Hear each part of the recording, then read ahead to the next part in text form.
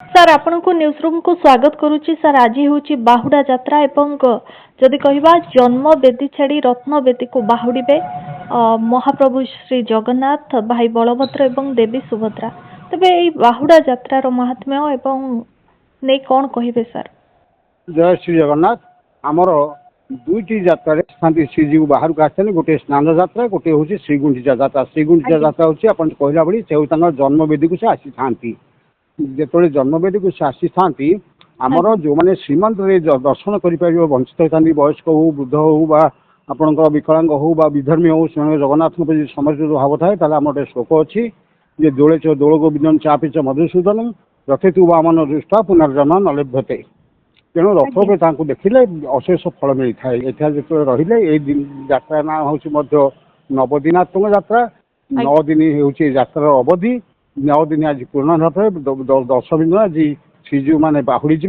या पूर्व जो आसी लक्ष्मी आसी हेरा पंचन्न स्वामी जेहेतु भौणी की लेकिन जाइए रोष करते से आसला बलभद्र टेरा पड़ता देश को से देखादेवे तथापि आम लोकाचार पद्धति अथर्ववेद को आधार करी विमान मंत्री अभिमंत्रित होता मुहचिन्ह से पकईदे जाती। तेणु जगन्नाथ बलभद्र आज बाहुड़े रथ दक्षिण मोड़ भावी बलभद्र आज्ञा देले। आज्ञा देला आज से बाहुड़े जो आम रथ उपड़ को श्रीजीव मैंने जाती से धाड़ी पहंटे जाती सुदर्शन सुदर्शन पर बलभद्र बलभद्र पर सुभद्रा और सुभद्रा जगन्नाथ धाड़ी पहंटे जी कि गोटी पहंडी हूँ गोटे महाप्रभु जैकि सिंहासन बसला आ गोटे विग्रह जी। आपण जेमती कहले जे बहुत फल मिलता है रथ उपरे महाप्रभु को देखिले कौन सब फल मिले? आज्ञा शुणु आपंकर श्री जगन्नाथ को मंदिर भितर गोटे अच्छी नीलाद्रि 10 वर्षाणी आड़पे मंडपे दिने नीलाद्रि से नीलकंठ 10 वर्ष देखिले जो फल मिले आड़प मंडप गोटे दिन देखिले से फल मिलता है बोली शास्त्र पुराण में लिखित अच्छी। तेणु यही दर्शन एक दुर्लभ दर्शन। ये दर्शन जो मैंने करती से अक्षय पुण्य किसी लाभ करती से लक्ष लक्ष लोक आसता रथ श्रीजीव मैंने आड़प मंडप विजय हवा ठारू बाहुड़िया पर्यंत लक्ष लक्ष लोक दर्शन करते। आमर आउ गए महात्मा अच्छे जो आम से फेरिकी जाऊँच बाटर गोटे मौसी माँ मंदिर पड़ो आम जमी बाटर गले गोटे बंधु बांधव घर टे मुह माटिक जाऊ सी जो जगन्नाथ मौसी माँ घर से मौसी माँ मंदिर को जाइए जी मौसी माँ मंदिर पाखे रथ रमर जेहेतु श्रीजीव होती पोड़पिठा प्रिय से मौसी माँ मंदिर पोड़पिठा भोग कर पोड़पिठा खाई सारा जो जी मुझे कहली लक्ष्मी रोष होती रजा नगर पाखे पहुँचला बेलू श्री लक्ष्मी नारायण भेट कर 3टा रथ सिंह द्वार पाखे लगे। आज काली हूँ एकादशी यही एकादशी को आम बड़ एकादशी बोली कहू। आषाढ़ भाद्रव कार्तिक माघ 4टी एकादशी को आम शुक्ल एकादशी को बड़ एकादशी बोली कहू। काली जो बड़ एकादशी हम से हूँ हरिशयन एकादशी। से हरिशयन फल 4 मास काल कौन सी शुभकर्म हेना कारण विष्णु शोई पड़ती एवं काली श्रीजीव मैंने रथ उपर सुनावेश हे। सुनावेश मंदिर भर 4 थर होता है किंतु बाहर गोटे थर होता है से हूँ आषाढ़ मास शुक्ल पक्ष एकादशी। ताकू बड़ तढ़ा बेश कहुए राजराजेश्वर बेश कहुए बहु लक्ष लोक दर्शन करेंगे।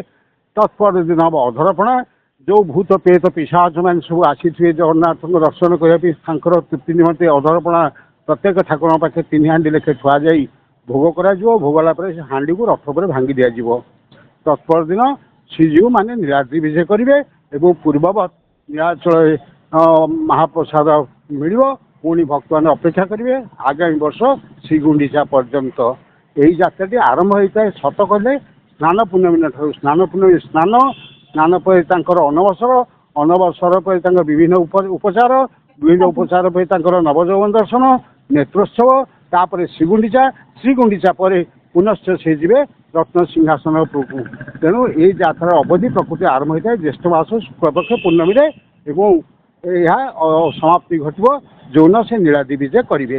यही श्रीगुंडिचा यात्रा एक श्रीजीवर एक अनन्य यात्रा और ये यात्रा देखापी आम ओडिशा भारत और भारत बाहर लक्ष लक्ष लोक आसी दर्शन करते। এই ଦୁର୍ଲଭ ଦର୍ଶନ କରିବା ପାଇଁ ଲୋକମାନେ ବ୍ୟାକୁଳିତ ମାନେ ରହିଥାନ୍ତି। ଏ ଦର୍ଶନ ଅକ୍ଷୟ ପୂର୍ଣ୍ଣ କୀର୍ତ୍ତି ଦେଇଥାଏ ବୋଲି ଆମ ପୋଥି ପୁରାଣ ଶାସ୍ତ୍ରୋକ୍ତ ମତ ରହିଛି। ଆଜ୍ଞା। ତ ଯେତେବେଳେ ବାହୁଡା ଯାତ୍ରା ହଉଛି ଆଜି ଯେମିତିକି ପୂର୍ବରୁ ମାଉସୀ ମା ମନ୍ଦିରରେ ଲୋକମାନଙ୍କର ଗୋଟେ ଗହଳି ଦେଖିବାକୁ ମିଳୁଥିଲା କେଉଁଠି ନା କେଉଁଠି ଆଜିଠାରୁ ଯେତେବେଳେ ବାହୁଡିବେ ମହାପ୍ରଭୁ ଜଗନ୍ନାଥ ତ ସେତେବେଳେ କୋଉଠି ନା କେଉଁଠି ବର୍ତ୍ତମାନ ଯଦି କହିବା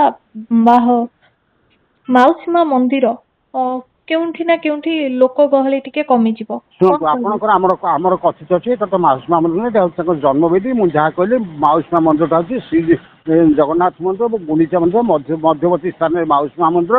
ତାଙ୍କୁ ଅର୍ଦ୍ଧଶ୍ୱସିନୀ ଅର୍ଦ୍ଧାସିନୀ ମଧ୍ୟ କୁହାଯାଏ। ସେଇଟା ହଉଛି ମାଉସୀ ମା ମନ୍ଦିର। ଏଇଟା ହଉଛି ତାଙ୍କ ଜନ୍ମବେଦୀ ଗୁଣ୍ଡିଚା ମନ୍ଦିର। ଯେତେବେଳେ ପଳାନ୍ତି ସେତେବେଳେ ଆମର କଥିତ ଅଛି ଯେ ଏହା କୁଆଡ଼େ 52 ଭୂତ ବୋଧେ ଜଗନ୍ତି।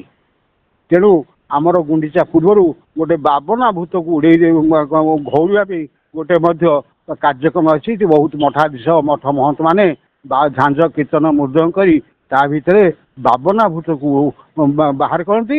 ତେଣୁ ଆଜିଠାରୁ ସେଇ 52 ଭୂତ ମାନେ ପୁଣି ପ୍ରବେଶ କରି ଗୁଣ୍ଡିଚା ମନ୍ଦିର ଭିତରେ ରହିବେ ବୋଲି କଥିତ ଅଛି।